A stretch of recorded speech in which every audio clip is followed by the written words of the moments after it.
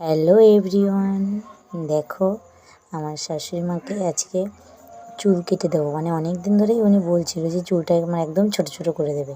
উনি কিন্তু একদম চুল কাটতে ভালোবাসতো, মানে চুল কাটা একদম পছন্দ করতো না। আমি বা আমার ননদরা কখনো চুল কাটলে খুব মানে ইসে করতো, চুল কাটা একদম পছন্দ করতো না। কিন্তু এখন সবসময় বিছানায় থেকে সবসময় ওনারকে একটা ভালো লাগে না। চুল দেখো সবসময় বিছানায় থাকে, আমি চুল আঁচড়ে দিই ঠিকই, রোজ তো হয় না চুল আঁচড়ানো বা চুল বেনুনি করে দেওয়া, রোজ আমি পারি না, যেটা সত্যি কথা। এর জন্য বলছে যে আমার চুলটা একটুখানি তুমি একদম ছোটো ছোটো করে কেটে দাও, আর একটা চিরুনি থাকবে, আমি আমারটা একা একা আঁচড়ে নিতে পারবো।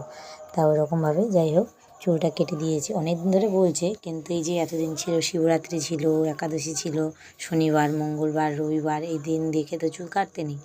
তারপরে চুল নখ আজকে সব কেটে দিয়েছি। তারপরে বললাম চলো হুইল চেয়ারে করে তোমাকে একটু বাইরে নিয়ে যাই।